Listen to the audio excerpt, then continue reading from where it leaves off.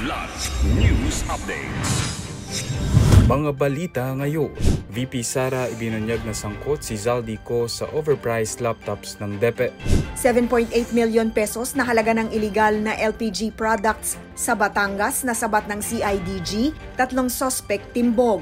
Driver ng nambangga sa minor de edad sa Rizal habang buhay ng diskwalipikado sa pagmamaneho. Ako po si Cesar Soriano para ihatid ang mga nangungunang balita sa buong kapuluan ngayon.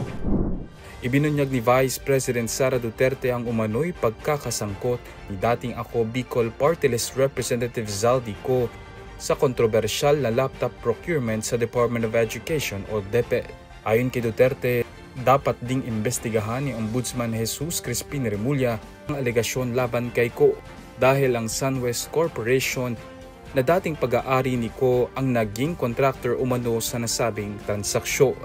Dagdag pa ng Vice Presidente, may ginawang sariling investigasyon ng DepEd noong siya pa ang kalihim gamit ang confidential funds upang makakalap ng ebidensya.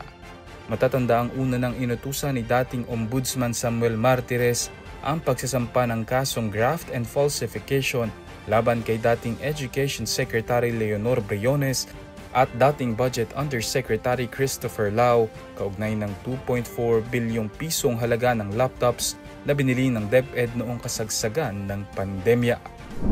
Arestado ang 3 individual ng Criminal Investigation and Detection Group o CIDG sa operasyon sa Priority Gas Corporation, Barangay Natunuan, San Jose, Batangas na nagresulta sa pagkakasabat ng tinatayang 7.8 million pesos na halaga ng iligal na LPG products at refilling equipment.